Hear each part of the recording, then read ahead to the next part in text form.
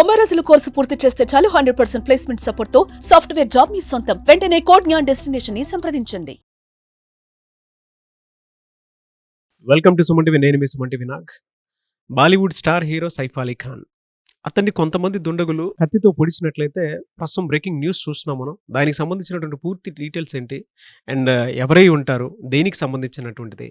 ఎందుకంటే దేవరా సినిమా తర్వాత చాలామంది సినిమా ఇండస్ట్రీ నుంచి దేవరా 2 ఎప్పుడు వస్తుంది, బ్లాక్ బాస్టర్ హిట్ కదా, సైఫ్ అలీ ఖాన్ రోల్ ఏ విధంగా ఉండబోతుంది అనుకునేటువంటి దాంట్లో కొంత చర్చనీయాంశంగా మారినటువంటి అంశాలు కూడా చూసాం మనం. అంటే సైఫ్ అలీ ఖాన్ గారికి ఇక్కడ తెలుగులో కూడా అంత ఆదరణ దొరికింది అని చెప్పడంలో ఏమాత్రం సందేహం లేదు.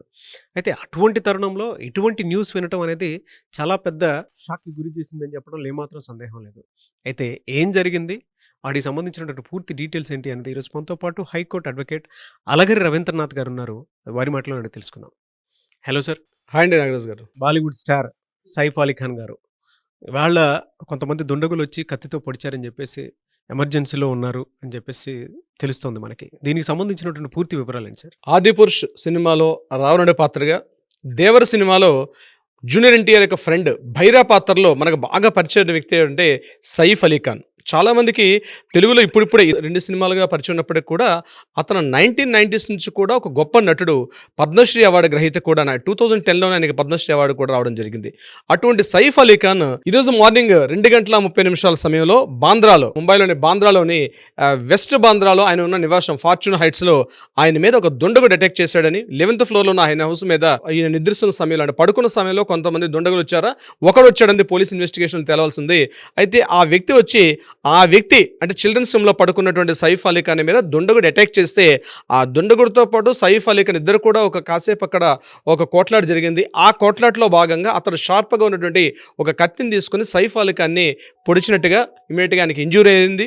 ఇంజూరీ అవడంతో ఇమీడియట్గా లీలావతి హాస్పిటల్ తీసుకెళ్ళి ఆయన అడ్మిట్ చేయడం కూడా జరిగింది మార్నింగ్ 3:30 ఆ సమయంలో. సో మనకి ఇక్కడ పోలీసులు అందించిన ఇన్ఫర్మేషన్ ప్రకారం మనకు తెలిసిన ఇన్ఫర్మేషన్ ఏంటంటే మార్నింగ్ అరౌండ్ 2:33 ఆ మధ్య ప్రాంతంలో ఒక బగ్లర్ అంటే ఒక దొంగతనం చేయడానికి వచ్చే ఒక వ్యక్తి ఇంటిలోకి వచ్చాడని చెప్పి అతను అటాక్ చేశాడని మనకి పోలీసులు తెలుపుతున్నటువంటి వివరాలు. దీని మీద పోలీసులు కూడా 7 టీమ్స్ వాళ్ళు ఆల్రెడీ ఇప్పుడు చేయడం జరిగింది. 7 టీమ్స్ పూర్తిగా ఇంట్రాగేషన్ చేస్తున్నారు. ఇంట్లో పనిచేస్తున్నటువంటి వర్కర్స్ మీద, అదేవిధంగా ఎవరెవరైతే ఇంటికి వచ్చారో, ఏం చేస్తున్నారు, అన్ని విషయాల మీద కూడా పోలీసులు తీవ్రంగా ఇంట్రాగేషన్ 7 టీమ్స్గా డివైడ్ చేస్తున్నారు. అయితే ఇప్పుడు మనకు పోలీసులతో పాటు అక్కడ హాస్పిటల్ యాజమాన్యం ఏదైతే మనకి లీలావతి హాస్పిటల్ ఉంటే అక్కడ నీరజ్ ఉత్మాని అని చెప్పి అతను ఇచ్చిన ఇన్ఫర్మేషన్ ప్రకారం ఏంటంటే సైఫ్ అలీ ఖాన్ గారి బాడీ మీద పూర్తిగా తీవ్రంగా 2 గాయాలు చాలా తీవ్రంగా ఉన్నాయి. ఇక మిగిలిన 4 చోట్ల మామూలు స్వల్ప గాయాలు ఉన్నప్పటికీ కూడా తీవ్రమైన గాయాలు, ఈవెన్ దో స్పైన్ కార్డ్ కూడా టచ్ చేసినట్టుగా గాయాలు ఉన్నాయని చెప్పి ఇప్పుడు మనకు అందిన తాజా న్యూస్ ఏంటంటే ఆయన బాడీ నుంచి 2 to 3 పీసెస్ ఉన్నట్టు ఒక షార్ప్ ఒక ఎడ్జ్ కూడా ఆయన ఇప్పుడు జస్ట్ సర్జరీ అయింది.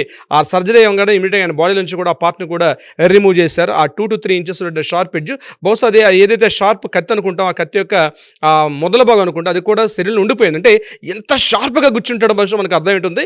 అయితే ఇమీడియట్గా ఆ షార్ప్ పార్ట్ని తీశారు. దీంతో పాటు సర్జరీస్ కూడా అయినాయి. At the same time cosmetic surgeries కూడా అవుతున్నాయి. అయితే ప్రాణాపాయం అయితే తప్పింది. ఇప్పుడు మనకు అది ఇన్ఫర్మేషన్ ఏంటంటే పోలీస్ అంటే హెల్త్ బులెటిన్ రిలీజ్ చేశారు అక్కడ లీలావతి హాస్పిటల్లో. ఆ డాక్టర్స్ చెప్పిన ఇన్ఫర్మేషన్ ప్రకారం ఆయనకి ప్రాణాపాయ స్థితి నుంచి అయితే బయటపడ్డారు. బట్ స్టిల్ ఆయన మాత్రం సిచ్యువేషన్లో బాగాలేదు. అయితే ఇక్కడ సైఫ్ అలీ ఖాన్ గారి తాలూకా కొంత విషయం నేను మీకు వివరించే ప్రయత్నం చేస్తాను. ప్రధానంగా సైఫ్ అలీ ఖాన్ గారు చాలామంది తెలియని విషయం ఏంటంటే ఆయన ఒక రాజకుటుంబీకుడు, ఒక నవాబ్ వంశస్థుడు. ఆయన ఒక ప్యాలెస్ ఉంది, ఆయనకు సుమారుగా ఒక 11,000 కోట్ల ఆస్తిపరుడు సైఫ్ అలీ ఖాన్. చాలామందికి తెలియని విషయం చెప్తున్నాను. అంటే ఆయన పుట్టుకతోటే గోల్డెన్ స్పూన్, ఒక నవాబ్ వంశంలో ఒక రిచ్ పర్సన్ ఆయన పుట్టాడు. రిచ్ పర్సన్గా పుట్టి కూడా ఈ యొక్క రంగంలోకి రావడం జరిగింది, సినిమా రంగంలోకి. వాళ్ళ ఫాదర్ కూడా మన్సూర్ అలీ ఖాన్ పటోడ్ అని చెప్పి ఆయన కూడా ఒక క్రికెట్ ప్లేయర్. ఒకప్పుడు ఇండియన్ క్రికెట్కి ఆయన కూడా ఒక క్రికెట్ ప్లేయర్గా పనిచేస్తాడు. వాళ్ళకి హర్యానాలో పెద్ద ప్యాలెస్ కూడా ఉంది, పటోడీ ప్యాలెస్ అని చెప్పి సుమారుగా ఒక 100 ఎకరాల విస్తీర్ణంలో ఒక ప్యాలెస్ కూడా ఉంది. ఇప్పుడు మనం ఎలాగైతే మైసూర్ ప్యాలెస్ ఎలా చెప్తామో, హర్యానాలో కూడా పటోడీ ప్యాలెస్ అంటే అంత పెద్ద ఫేమస్. ఆ ప్యాలెస్కి ఈయన వారసుడు యాక్చువల్గా. So richest person Saif Ali Khan గారు. కొన్ని వేల కోట్ల ఆస్తి కూడా ఆయనకి స్వతహాగా ఆయన సంపాదించడం కాకుండా ఆయన పూర్వీకుల ఆస్తి కొన్ని 100 కోట్ల 1000 కోట్ల ఆస్తి ఉంది ఆయనకి.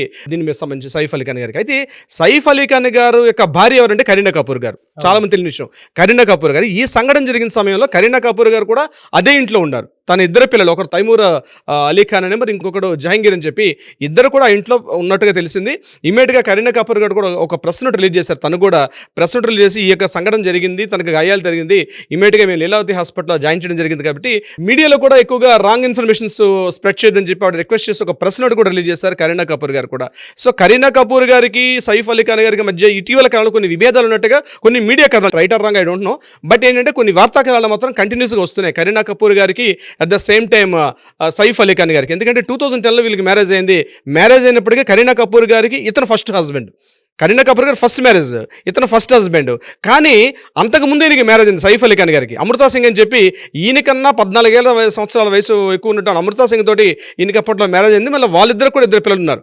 సో ఆ పిల్లలు ఈ పిల్లలు కలిసి ఉన్నారు. ఆ తర్వాత డివోర్స్ అయిపోయింది. డివోర్స్ అయిన తర్వాత మళ్ళీ కరీనా కపూర్ గారిని మ్యారేజ్ చేసుకున్నారు. ఏదేమైనప్పుడు కూడా అమృతా సింగ్ గారితో మ్యారేజ్ అవ్వడం, కొన్ని ఆస్తి గొడవలు అప్పుడు కూడా ఉన్నాయంతో ఆ గొడవలు విభేదించిన తర్వాత మళ్ళీ 2010లో కరీనా కపూర్ గారిని మళ్ళీ ప్రేమించి రెండోసారి మ్యారేజ్ చేసుకున్నారు. ఈయన వీళ్ళకి 2 పిల్లలు ఉన్నారు. అయితే ఇక్కడ ప్రధానంగా దృష్టి పెట్టాల్సిందంటే సినిమాల పరంగా ఆయన చాలా బిజీగా ఉన్నారు.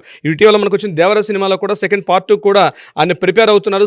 మీరు ఇంతగా చెప్పినట్టు ప్రోలో చెప్పినట్టుగా స్క్రిప్ట్ వర్క్ మీద కూడా కొంటున్నారు. సో ఇటువంటి సందర్భంలో ఇది కాకుండా మరొక 2 మూవీస్ ఉన్నాయి. ఇది కాకుండా నెట్ఫ్లిక్స్లో ఒక వెబ్ సిరీస్ కూడా ఈయన మీద రెడీగా ఉంది. సో ఈయన బిజీ షెడ్యూల్ ఉన్నప్పుడు కూడా కొంత ఆస్తి తగాదాలు ఉండొచ్చు అనే కోణంలో కూడా కొంతమంది పోలీసులు ఇంట్రాగేషన్ చేస్తున్నారు. ప్రధానంగా ఇంకోటి అంటే ఎవరైనా దొంగ అంటే అన్ఐడెంటిఫైడ్ పర్సన్, అపరిచితుడైన ఒక వ్యక్తి ఇంటిలోకి ధైర్యంగా వచ్చి ఇంటిలోకి ప్రవేశించి 11th ఫ్లోర్లో ఈయన ఉన్నటువంటి హౌస్ మీదకి రావడం అన్నది అంటే కింద సెక్యూరిటీ గార్డ్స్ ఉంటారు, సీసీ కెమెరాస్ ఉంటాయి. ఇంత ఫుటేజ్ ఉన్నప్పుడు కూడా ఒక అగంతకుడు ఎలా రాగలిగాడు అన్న విషయం మాత్రం ఇప్పుడు కూడా సస్పెక్ట్ చేయాల్సి వస్తుంది. ఎందుకంటే మామూలుగా చిన్న అపార్ట్మెంట్ పెట్టుకుంటే సీసీటీవీ ఫుటేజ్ ఉంటాయి.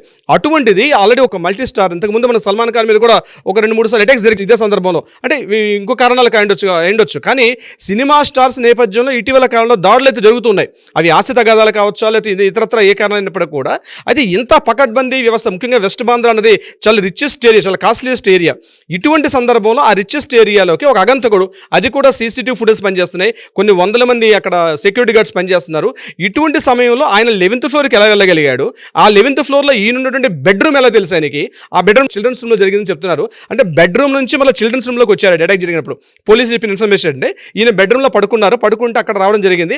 ఆ సౌండ్స్ విని ఆయన లేచిన తర్వాత చిల్డ్రన్ రూమ్లో వచ్చారు. చిల్డ్రన్ రూమ్లో ఇద్దరి మధ్య కాస్త వాగ్వివాదం, చాలా తోపులాట, కాస్త ఒకరొకరు కొట్లాడుకున్న పరిస్థితి వచ్చింది. అయితే 11th ఫ్లోర్ వరకు ఈయన ఎలా వెళ్ళడం జరిగింది, ఇది పోలీసు సస్పెక్ట్ చేస్తున్న విషయం. అయితే అగంతకుడిగా సీసీటీవీ ఫుటేజ్ ఉన్నాయంటే ఇప్పటికీ ఈ క్షణం వరకు మనకి పోలీసులు ఎక్కడ కూడా రిలీజ్ చేసిన విషయం తెలియదు. బట్ ఏదేమైనప్పుడు కూడా బయట అనుకున్నట్టుగా ఇది ఎవరు అగంతకుడు తెలియని వ్యక్తులు చేసిన పని అయితే అయిన అవకాశం కూడా లేదు. ఎందుకంటే ఇంత పకడ్బందీగా వచ్చి ఒక పర్సన్ 11th ఫ్లోర్లో ఆయన హౌస్కి అటాక్ చేయడం అనేది ఏదో ప్రీ ప్లాన్ అయి ఉండొచ్చు. పోలీసులు కూడా 7 టీమ్స్ అంటే బహుశా ఈరోజు ఈవినింగ్ వరకు ఒక పక్క ఇన్ఫర్మేషన్ రిలీజ్ చేసే అవకాశం అయితే ఉంటుంది. ఏదేమైనప్పుడు కూడా ఎంటైర్ ముంబై అంతా కూడా ఎక్కడైతే రిచెస్ట్ సినిమా వాళ్ళు, రాజకీయ నాయకులు, పెద్ద పెద్ద ప్రముఖులు ఉన్నటువంటి వ్యాపార భయంకర బిజినెస్ మ్యాగ్నెట్స్ వీళ్ళందరూ ఉన్నటువంటి ఆ బాంద్రా ఏరియాలో ఇటువంటి సంఘటన జరగడం మాత్రం కొంత డిస్టర్బెన్స్ కుదిరింది. ఇంకా సంక్రాంతి జరిగింది, అక్కడ కూడా మహారాష్ట్రలో కూడా కొన్ని సంక్రాంతి వేడుకలు చేసుకుంటారు. ఇటువంటి సందర్భంలో ఇంకా సంక్రాంతి వేడుక నుంచి ఇంకా బయటకు కూడా రాలేదు. ఇటువంటి సందర్భంలో ఎర్లీ అవర్స్ ఇటువంటి సంఘటన జరగడం. అయితే ఒకటి ఏంటంటే మన అందరి ఇన్ఫర్మేషన్ హెల్త్ బులెటిన్లో ఇప్పుడు రిలీజ్ చేసిన ప్రకారం సైఫ్ అలీ ఖాన్ గారు కొంత హెల్త్ నుంచి రికవర్ అయ్యారని చెప్తున్నారు. కానీ ఇటువంటి సంఘటన మాత్రం ఎంటైర్ ముంబై వాతావరణానికి ఒక్కసారి ఉలిక్కిపాటు గురి చేసిందనడంలో ఎటువంటి సందేహం లేదు. ముఖ్యంగా సినిమా యాక్టర్స్ చాలా భయపడుతున్నారు. ఈ సంఘటన ముంబై లాంటి పెద్ద మన భారతదేశంలో ఒక పెద్ద వాణిజ్య నగరం, ఇటువంటి నగరంలో ఇటువంటి సంఘటన జరగడం మాత్రం కొంత మాత్రం డిస్టర్బెన్స్ అయితే క్రియేట్ అయింది. అయితే ఏం జరుగుతుందండి, ఏం జరిగి ఉండొచ్చు, నిజంగా అగంత కూడా, లేకపోతే ఆస్తి సంబంధించిన గొడవలా, లేకపోతే ఏమైనా సినిమాటిక్ రైవల్స్ ఉన్నారా, ఇంకా ఇతరత్ర కారణాలు ఏమున్నాయన్నది బహుశా మనం సస్పెక్ట్ చేయాల్సింది. మరికొద్ది సేపట్లో మనకి ఇన్ఫర్మేషన్ తెలుస్తుంది. అందుకని మనం కూడా అందజేసే ప్రయత్నం చేద్దాం. నాగరాజ్ గారు, డెఫినెట్గా అండి, ఎందుకంటే సైఫ్ అలీ ఖాన్ గారి గురించి కనుక మనం సెర్చ్ చేసి కనుక చూసినా చాలా విషయాలు తెలుస్తాయి మనకి. చూద్దాం దీనికి సంబంధించినటువంటి పూర్తి అప్డేట్ ఏ విధంగా ఉంటుంది అనేది మరి కొద్దిసేపట్లో తెలుస్తుంది. కాబట్టి anyways thank you so much Ravindranath garu. Thank you so much Nagaraj గారు.